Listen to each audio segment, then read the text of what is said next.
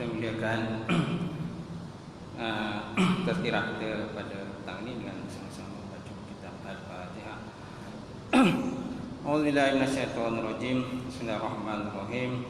Alhamdulillahirabbil alamin. Arrahmanirrahim. Maliki yaumiddin. Iyyaka na'budu wa iyyaka nasta'in. Ihdinas siratal mustaqim. Siratal ladzina an'amta 'alaihim ghairil maghdubi 'alaihim waladdallin. Assalamualaikum warahmatullahi taala wabarakatuh. Alhamdulillahilladzi nahmaduhu wa nasta'inuhu wa nastahdihi wa na'udzu billahi min shururi anfusina wa min sayyiati a'malina. May yahdihillahu fala mudilla lahu wa may yudlil fala hadiya lahu. Asyhadu an la ilaha illallah wahdahu la syarika lahu wa asyhadu anna Muhammadan 'abduhu wa rasuluh. Allahumma shalli wa sallim ala sayyidina wa maulana Muhammad imamul muttaqin wa qaidatul mujahidin wa ala alihi wa sahbihi ajmain, amma ba'd. Ya normati Fadil Tuan Imam kita, tak lupa juga Fadil Tuan Bilal, kemudian seluruh jawatan kuasa masjid, seluruhnya sahabat-sahabat saya daripada Jabatan Hal Ehwal Islam Musliman, seluruhnya sidang jemaah muslimin muslimat yang berbahagia. Alhamdulillah, kita panjatkan puji dan syukur kepada Taala kerana dengan izin Allah Subhanahu Wa Taala kita dapat bersama lagi pada hari ini untuk kita sambung sikit lagi pembahasan yang terdapat dalam kitab At-Tazkirah fi Ahwalil Mauta wa Umurul Akhirah yang dikarang oleh Imam Qurtubi rahimahullah taala. Baik, hari itu kita telah membahas tajuk yang pertama, di mana tajuk pertama berkenaan dengan harus atau tidak harus ataupun tegahan daripada meminta kepada kematian dan berdoa kepada kematian kerana kemudaratan yang terjadi pada harta dan juga pada jasad. Kemudian kita bahas tajuk kedua, harus bercita-cita kepada kematian dan berdoa kepada kematian kerana takut kehilangan agama. Khaufun zahabuddin, kerana takut kepada kehilangan agama. Jadi pada petang ini insya-Allah kita sambung sekali lagi tentang pembahasan tajuk yang kedua ini. Disebutkan, diterima daripada Abu Umar bin Abdul Bar fi Tamhid wa Tazkir, dalam kitab yang bernama At-Tamhid wa Tazkir, di mana Nabi SAW bersabda, dia kata, kuntu jalisan ma'a Abi Abbas Al-Ghafari. Qala, berkata ia Abu Umar bin Abdul Bar, bukan hadis ini kata-kata daripada ulama lah. Dia kata, kuntu jalisan ma'a Abbas Al-Ghafari ala syathin fara'a nasan yahtamiluna minat ta'un. Dia kata pada satu hari, dia kata, kami duduk bersama dengan Abi Abbas Al-Ghafari, salah seorang pada ulama lah, di atas satu loteng, okay, tempat yang tinggi. Fara'an nas yatahmiluna minat ta'un. Mereka melihat manusia semuanya telah mengalami ataupun menghidapi akan penyakit ta'un. Mana satu wabak lah telah terjadi di tempat itu. Jadi ramai di kalangan manusia pada masa itu telah mengidap akan penyakit ta'un. Faqala, kemudian berkata ia, ya ta'un khuzli ilaih. Kemudian berkatalah Al-Abbas Al-Ghafari, dia kata, ya ta'un, wahai ta'un, husni ilaika, ambillah daku kepada engkau, ataupun maksud lain, datanglah kamu kepadaku. Faqala al-alim, maka berkatalah salah seorang daripada orang yang alim pada masa itu, dia kata, lima taqulu haza, kenapa kamu kata begini wahai Al-Abbas Al-Ghafari? Alam yakul Rasulullah sallallahu alaihi wasallam la yatamanna ahadukumul maut fa innahu inda zalika al-inqita' amalahu wa la yaruddu fayasta'tiba, fayasta'tibu atau fayasta'tiba, ataupun sebagaimana yang dikatakanlah oleh Rasulullah sallallahu alaihi wasallam. Jadi ada seorang yang alim berkata kepada Al-Abbas Al-Ghafari, dia kata, "Lima taqulu hadza? Kenapa kamu kata begitu? Bukankah Nabi Muhammad sallallahu alaihi wasallam telah berkata ataupun bersabda, janganlah kamu bercita-cita kepada kematian. Maka barang siapa yang bercita kepada kematian kemudian dia meninggal dunia, maka sesungguhnya inqita' amalahu, maka sesungguhnya maka terputuslah akan amalan dia. Kemudian wala yaruddu, kemudian dia tak boleh kembali semula kepada dunia. Kemudian maka dia tidak boleh bertaubat kepada Allah Subhanahu wa taala." Jadi hadis ini tuan-tuan menunjukkan kepada kita tentang tegahan dan larangan daripada meminta kematian disebabkan oleh penyakit. Disebabkan oleh penyakit. So hadis ini tuan-tuan sebenarnya ada kaitan dengan bab yang pertama. Walaupun dimasuk oleh Imam Qurtubi dalam bab yang kedua ini sebenarnya, tetapi dia ada kaitan juga dengan bab yang pertama. Kerana bab yang kedua ini membahaskan berkenaan dibolehkan, diharuskan meminta kematian disebabkan oleh takut kepada kehilangan agama. Sedangkan ini berkaitan berkenaan dengan penyakit taun, penyakit taun. Jadi Al-Abbas Al-Ghafari ini dia minta supaya penyakit taun itu datang pada dia dan diminta supaya dia mati, cepat mati disebabkan oleh penyakit taun. Tetapi orang alim tadi menegur dia, jangan kata begitu, kerana Nabi SAW menegah daripada memohon kepada kematian. Kerana sebabkan kalau kita mati cepat, maka sudah tentu amalan kita terputus dan kemungkinan kita tak boleh lagi kembali ke dunia semula, dan mungkin kita tidak dapat memohon keredaan daripada Allah Subhanahu wa taala, ataupun mungkin kita tak boleh memohon kemaafan kepada Allah di atas dosa-dosa dan juga kesilapan dan juga kesalahan kita yang telah terdahulu. So makna ini dalam bentuk tegahan dan juga larangan kepada kita. Baik, seterusnya waqala Abu Abbas. Kemudian berkata pula Abu Abbas, dia kata, "Inna sami'tu Rasulullah sallallahu alaihi wasallam yaqul." Sesungguhnya aku mendengar baginda Nabi sallallahu alaihi wasallam telah bersabda, "Balighu bil maut sittan.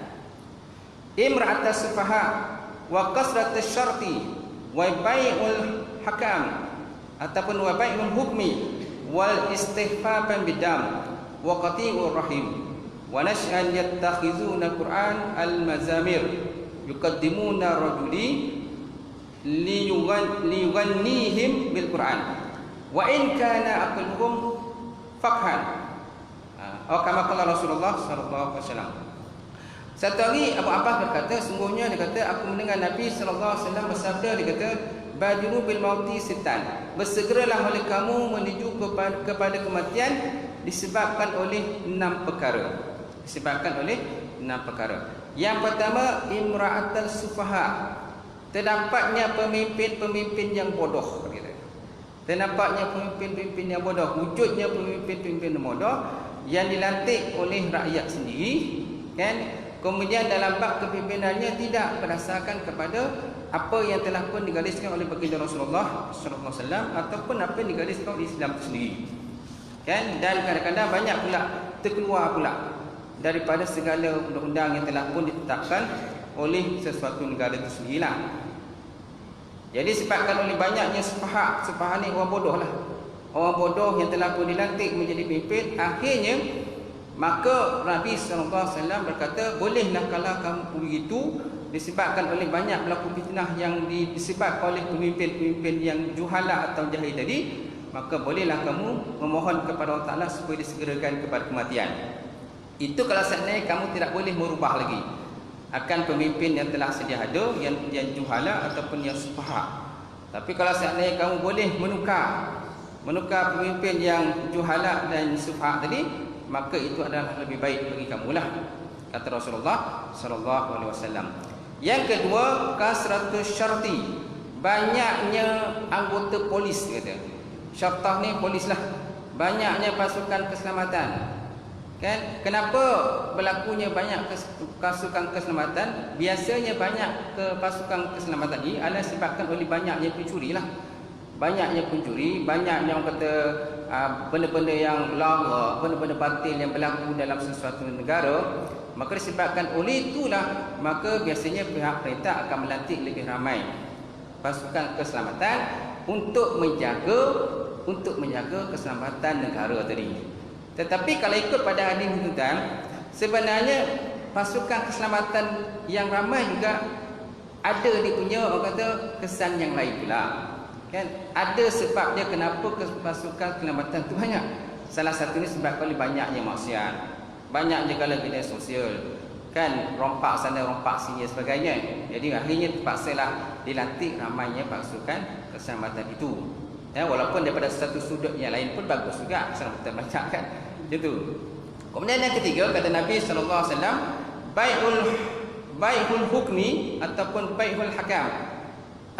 Hukum itu telah pun dijual beli. Hukum itu telah pun dijual beli oleh pihak-pihak yang ada berkepentingan ataupun orang yang ada kuasa. Di mana hukum tersebut kalau seandainya telah diariskan dalam Quran ataupun sunnah Nabi sallallahu alaihi wasallam, hukum itu contohnya haram. Tetapi disebabkan oleh ada kepentingan tertentu kepada orang tertentu, maka akhirnya diubah hukum tadi daripada hukum yang haram kepada hukum yang halal, ataupun daripada hukum yang halal kepada hukum yang haram. Jadi agama ataupun hukum itu telah pun dijual belilah, disebabkan oleh ada kepentingan orang yang tertentu. Yang keempat kata Nabi sallallahu alaihi wasallam, istighfafan bid'ah. Istighfafan bid'ah maksudnya keringanan dalam masalah darah. Apa maksud keringanan dalam masalah darah? Maksudnya orang-orang yang sepatutnya sabit kesalahan mereka itu dikenakan hukuman kisos atau hukuman hudud kepada mereka, tetapi tidak dilaksanakan hukuman kisos ataupun hudud terhadap mereka. Kan? Jadi golongan-golongan yang ada kepentingan, jadi mereka tidak mengambil tindakan sebagaimana yang ditentukan oleh Allah Subhanahu Wa Taala dan juga sunnah Rasulullah sallallahu alaihi wasallam. Malahan kadang-kadang yang diambil tindakan itu ialah pihak ataupun orang-orang yang bawah sahaja, orang-orang yang miskin saja, orang yang susah saja yang diambil tindakan. Sedangkan orang yang kaya raya, orang yang ada harta tidak diambil tindakan, malahan dilepaskan begitu sajalah. Itu yang dimaksudkan oleh para ulama berkenaan dengan pembahasan berkenaan hadis ini, istighfar pembeda, maknanya keringan dalam masalah darah. Sepatutnya kalau orang itu contohnya kalau berzina, telah pun berkahwin, maka hukum rejam, mana halallah darah bagi mereka. Kemudian dalam bab orang kata balas bunuh dengan bunuh, kan? Seorang itu menjalankan telah membunuh seseorang, maka kalau sabit kesalahan dari segi hukum syarak, maka orang itu naklah dibunuh juga oleh pihak yang berkewajipan dalam masa tadi. Akan tetapi perkara tadi dibiarkan begitu saja, tidak ada tindakan, malah ditukar pula dengan hukum yang lain, yang ada keringanan daripada situ. Maka itu sebabnya Nabi SAW kata, Badiru bil mauti sitan, bersegeralah kamu dengan menuju kematian disebabkan oleh perkara-perkara yang berlaku tadi. Dan yang kelima kata Nabi SAW, wa qati'atur rahmi, terputusnya hubungan silaturahim. Terputusnya hubungan silaturahim. Banyak yang hubungan silaturahim telah terputus. Contohnya ayah telah terputus hubungan dengan anak disebabkan oleh perbalahan dan pergaduhan berlaku antara ayah dengan anak. Kemudian keluarga isteri kata bergaduh dengan keluarga suami, ataupun contohnya kawan bermusuh dengan kawan, kawan bermusuh dengan kawan, jiran bermusuh dengan jiran, sahabat bermusuh dengan sahabat-sahabat yang lain. Disebabkan oleh sesuatu perkara akhirnya mereka terputus hubungan, maka Nabi SAW kata badiru bil mauti sitan, bersegeralah kamu menuju kepada kematian. Disebabkan oleh perkara-perkara yang berlaku tadi, kemungkinan menyebabkan kata risiko yang lebih besar lah yang terjadi selepas daripada itu. Kemudian yang keenam kata Nabi SAW, nash'an yattakhizuna Quran al-mazamir yuqaddimun la rajuli liyughannihim bil Quran wa in kana aqalahum fakhan atau fikhan. Yang perkara yang keenam kata Nabi SAW, Terdapatnya generasi yang mana mereka itu mengambil Quran itu sebagai benda-benda untuk dijadikan sebagai hanya lagu sajalah. Hanya dilagu-lagukan saja Quran. Di mana mereka apabila mereka minta kepada seorang lelaki membaca Quran, dan akhirnya lelaki tadi melakukan Quran tadi, maka wujudlah perkara-perkara yang lain. Sekalipun kadang-kadang orang yang baca Quran tadi kefakihannya, ilmu dia berkenaan agama tu kurang, tak ada pun. Kalau ada pun sikit, tak banyaklah berkenaan dengan kepahaman mereka dalam konteks agama. Okey. Jadi para ulama telah membahaskan berkenaan dengan perkara ke-6 ini. Ada yang mengatakan bahawa maksud dengan lagu ini ialah lagu-lagu yang tidak bersesuaian dengan kaedah-kaedah dalam ilmu taranum. Mereka menggunakan huruf serta perkataan tadi daripada makhrajnya, tetapi tidak bersesuaian dengan kaedah ataupun cara-cara yang dikenali dalam Islam sendiri. Mereka memanjangkan hukum yang pendek, memendekkan hukum yang panjang, mendengungkan hukum yang tidak ada dengung, dan menipiskan perkataan-perkataan yang tidak nipis dan sebagainya, dengan hanya tujuan untuk menyedapkan orang-orang yang mendengar sajalah.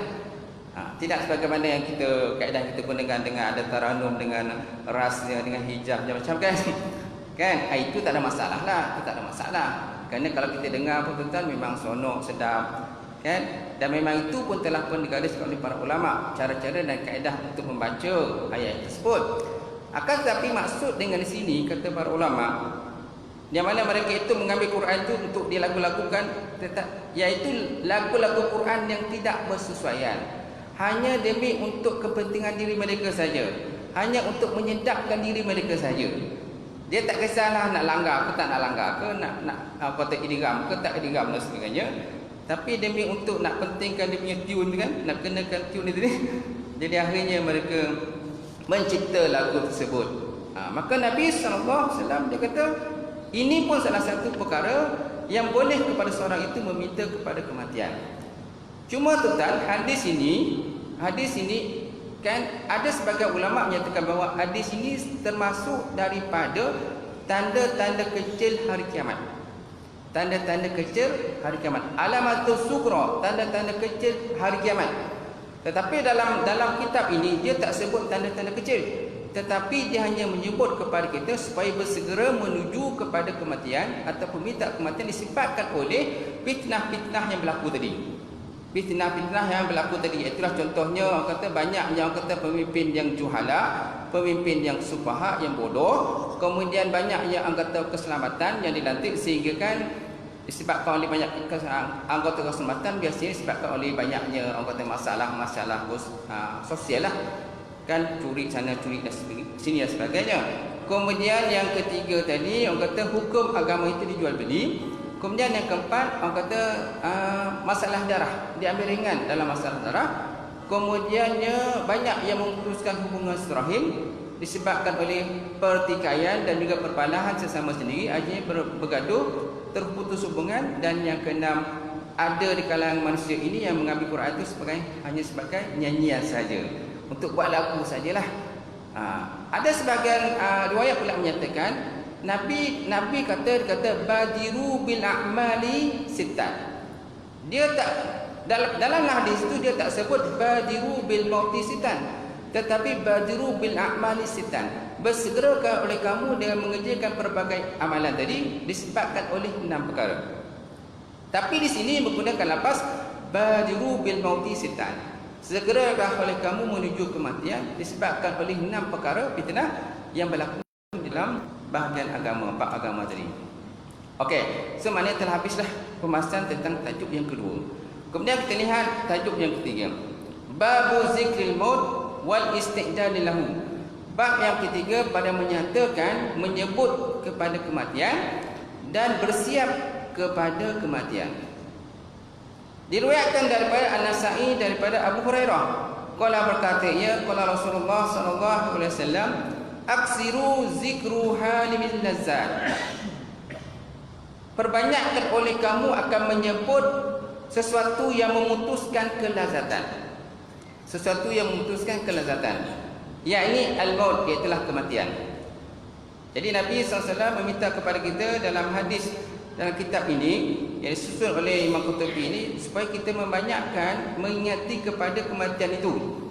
Bukan makna kita nak minta mati, tak ada. Ada sebuah orang bila kita sebut kematian, dia akan salah anggap, kau janganlah minta mati, dia kata. Kau janganlah sebut mati, nanti mati copet, tak?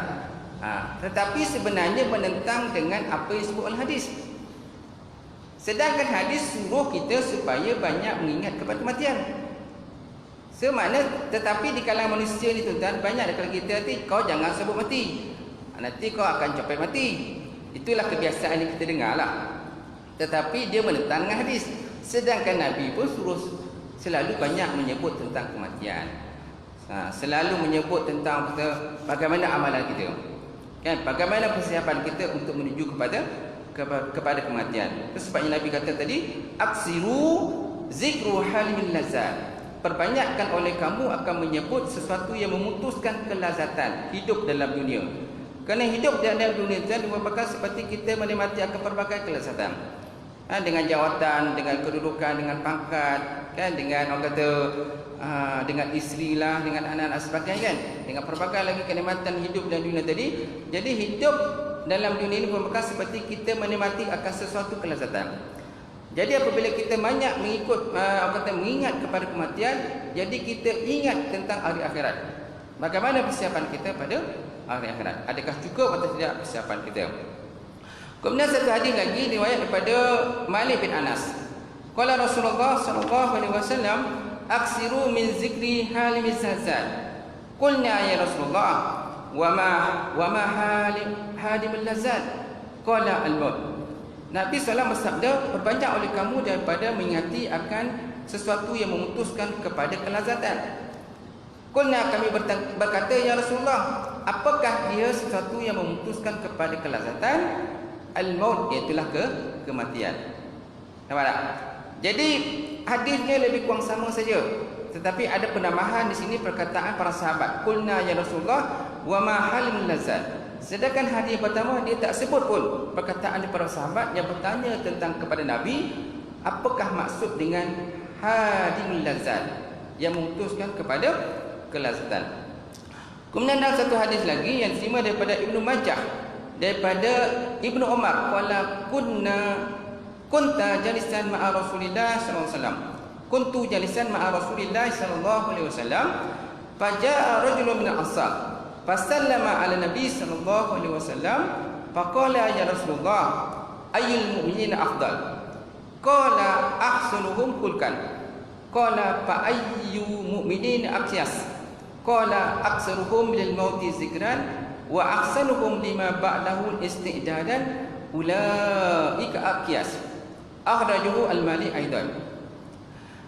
Ditimakan daripada Ibnu Majah daripada Ibnu Umar, qala berkata ia, kuntu jalisan ma'a Nabi sallallahu alaihi wasallam. Satu hari dia kata, kami duduk bersama dengan Nabi sallallahu alaihi wasallam. Tiba-tiba datanglah seorang laki-laki daripada golongan Ansar. Fasallama ala Nabi sallallahu alaihi wasallam, maka dia memberi salam kepada Nabi sallallahu alaihi wasallam, laki-laki tadi. Qala berkata ya Rasulullah, ayyul mu'minina afdal? Wahai Rasulullah, siapakah mukmin yang paling afdal? Siapakah mukmin yang paling afdal ya Rasulullah? Apa jawab Nabi sallallahu alaihi wasallam? Ahsanuhum khuluqan, seseorang yang mempunyai akhlak yang sangat baik. Seorang punya akhlak yang sangat baik, maka itu dikatakan sebagai mukmin yang afdal. Kemudian berkata lagi lelaki Ansar tadi, kata fa ayyul mu'minin aqyas? Siapakah lelaki yang paling banyak beruntung pula? Siapa pula lelaki yang paling banyak beruntung? Maka berkatalah Nabi sallallahu alaihi wasallam, aktsaruhum lil mauti zikran, orang yang paling banyak mengingati kepada kematian. Wa ahsanuhum lima ba'dahu isti'dadan, kemudian dia memperbaguskan akhlak dia. Kemudian di samping itu pula dia sentiasa istiqdad. Apa makna istiqdad ni? Ulaika asyas, mereka itu dikatakan orang yang beruntung. So apakah makna istiqdad? Istiqdad itu maksudnya ialah membuat persiapan. Membuat persiapan kepada kematian. Kerana banyak di kalangan kita tuan-tuan, kadang-kadang dia terlalai berkenaan dengan kematian, disebabkan oleh kesibukan mengejar keduniaan, memikirkan tentang kata pekerjaan masing-masing, memikirkan tentang jawatan masing-masing, memikirkan tentang pangkat dan juga kedudukan masing-masing, memikirkan tentang tugas dan juga tanggungjawab masing-masing, sehingga di kalangan kita kadang-kadang terlupa dan juga terlalai untuk mengadakan persiapan mereka untuk hari akhirat. Malahan ada di kalangan kita kadang-kadang yang tak semayang pun, disebabkan oleh sibuk bekerja sana sini. Ada yang kadang-kadang tak semayang, tak solat pun. Ada yang solat pun kadang-kadang jarang-jarang, kadang-kadang solat, kadang-kadang tak solat. Kalau ni dah sampai ni dah dekat nak puasa ni, ada yang kadang-kadang tak berpuasa tu dah. Tidak berpuasa di siang hari. Sedangkan umat lain, umat Islam ini semuanya berpuasa. Sama ada yang kecil, yang besar, kan, yang tua, kan, masing-masing berpuasa. Tapi sayangnya ada di kalangan kita tuan-tuan yang badan sehat, badan kuat tuan-tuan, kan, tapi sayang tidak mahu berpuasa, kan. Malah ada kalau mereka tadi kadang mencari sesuatu tempat, kan, kedai-kedai yang orang kata yang non muslim, mereka masuk di sebelah belakang kedai non muslim tadi dan membeli makanan dan akhirnya makan di situ tuan-tuan. Jadi apa hukum tuan-tuan? Orang macam ni agak apa hukum dia kan? Kita nak tembak kau tak nak tembak tuan? Betul tak? Okey, sedangkan dalam rukun Islam nyatakan bahawa bunya Islam ala khamsin. Islam tu dibina di atas 5 perkara. Syahadatu alla ilaha illallah wa anna Muhammad Rasulullah. Nak saksi bahawa tiada tuhan disembah melainkan Allah dan Muhammad Rasulullah. Kemudian aqimus solah, mendirikan sembahyang. Wa itai zakah, dan menunaikan zakat. Wasaumu Ramadan, dan berpuasa di bulan Ramadan. Wal hajjul bait man istata'a ilaihi sabila, dan mengerjakan haji ke Baitullah bagi sesiapa yang mampu untuk pergi ke sana. Dalam rukun Islam memang dah jelas dah sebut ke situ. Tetapi sayangnya ada di kalangan sahabat-sahabat kita, ada di kalangan kawan-kawan kita yang tidak mahu berpuasa pada bulan Ramadan, sedangkan dia tidak ada uzur apa-apa. Tidak ada uzur apa, badan sihat dan sebagainya. Jadi sayanglah pada sahabat-sahabat kita itu, dan kita doakanlah sahabat-sahabat kita kalau di bulan Ramadan nanti ada yang berlaku itu, kan, mintalah kita doa mereka supaya mereka segera insaf dan juga bertaubat kepada Allah Subhanahu wa taala. Habis dah Ustaz. Okey. Saya rasa sekadar itu saja. InsyaAllah akan datang kita sambung lagi. Wasayati fil fitan. Akan datang lagi pembahasannya dalam bab fitnah dan berkenaan dengan hadis yang saya sebutkan tadi, insyaAllah. Dan kita ada lagi pembahasan berkenaan dengan tajuk yang ketiga ini, babun zikril maut isti'dadu lahu, bab pada menyatakan kematian dan persiapan kepada menuju kepada kematian, insyaAllah akan datang sambung lagi. Wallahu a'lam bissawab.